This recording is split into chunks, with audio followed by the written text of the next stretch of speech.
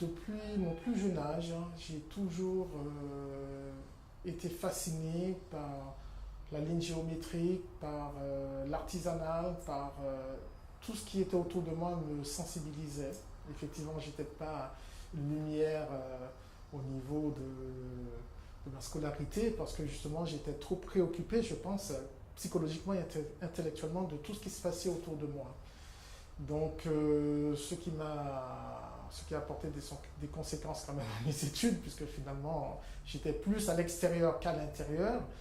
Mais avec le recul, je pense que sans ce regard extérieur, sans cette sensibilité extérieure, ben, finalement, je n'aurais pas pu créer comme je crée aujourd'hui, avec justement cette facilité de comprendre aussi et d'observer l'articulation de la société. Je suis très, très, très observateur de tout ce qui se passe et à tout moment, je suis sensible à ce qui se passe. L'ampoule. Donc pour moi, l'ampoule, c'est quand je la peins, elle est ni éteinte ni allumée.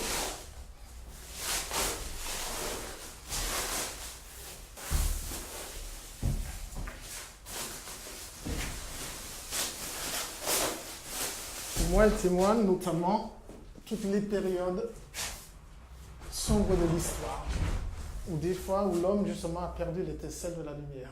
Aujourd'hui, on est complètement dans une vie complètement effrénée, sans la lumière. De toute façon, on peut se rendre compte. Hein, des fois, il n'y a pas très longtemps, j'ai vécu une expérience où il y avait eu un arrondissement sans lumière. On s'aperçoit tout de suite la sensibilité, comme quoi les gens commencent il y a un silence déjà qui arrive, il y a quelque chose il y a quelque chose d'inquiétant très vite quand il n'y a plus de lumière qui arrive. Dans la mesure où on arrive dans le noir, il y a cette inquiétude.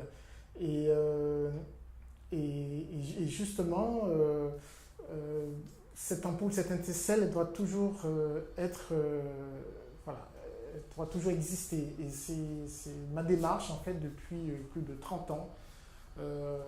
Depuis que j'ai vu ces ampoules, depuis mon enfance dans ce quartier de Trinel, j'ai toujours vu l'ampoule comme vraiment la survie de la vie quelque part.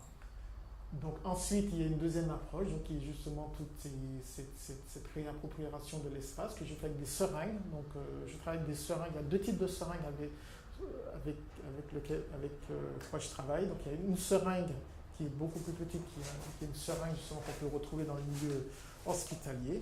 Donc, ce sont des seringues qui permettent donc, justement de faire des piqûres ou autres. Donc, c'est avec justement, je maîtrise toutes ces giblures.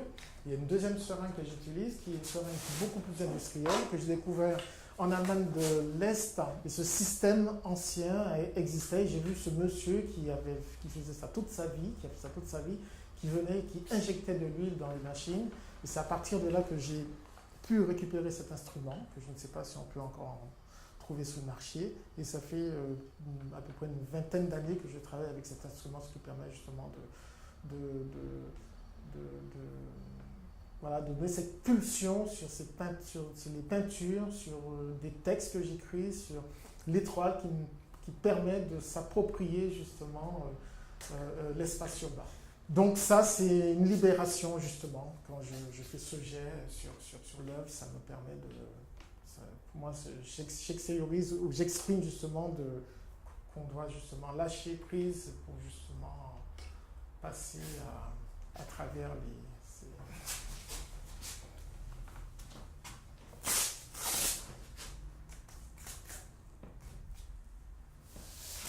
ici, dans la composition de cette peinture, entre le bleu, le gris. Donc, je vais mettre du blanc sur la partie grise, avec justement cette seringue.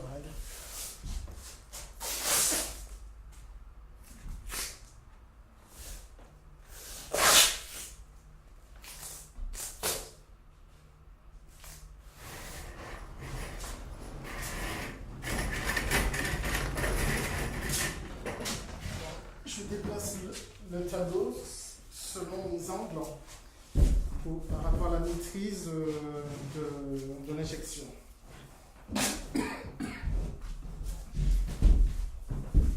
Donc si je veux que ça soit plus dense,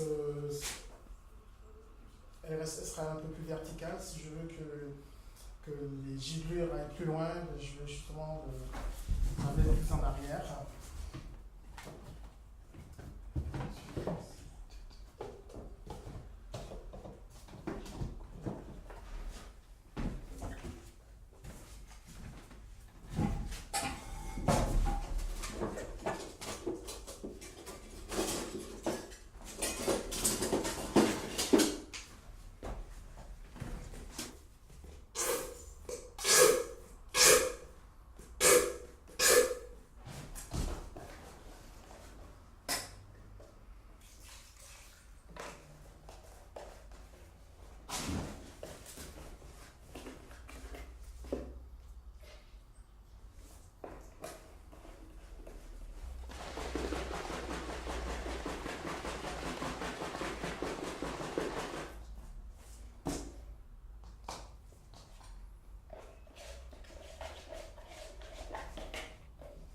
Ça y est, tout est prêt.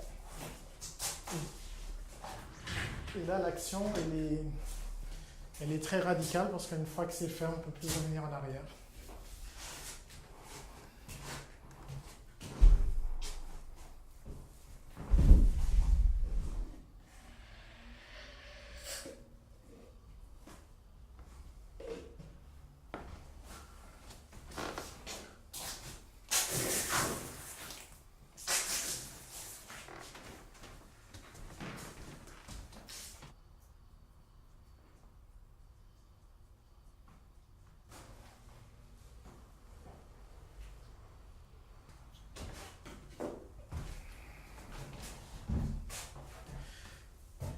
Alors la chose la plus forte que je trouve quand je fais les coulures, c'est le rapport que j'ai entre la toile et moi.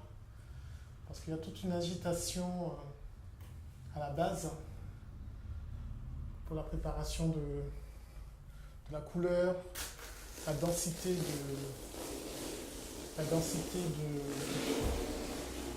la peinture. Et aussi une certaine angoisse aussi, bien sûr, parce qu'une fois c'est fait, on n'a pas tellement de retour en arrière. Et surtout, ce qu'il y a de très intéressant, une fois que j'ai fait cette action, c'est le silence qu'il peut y avoir après.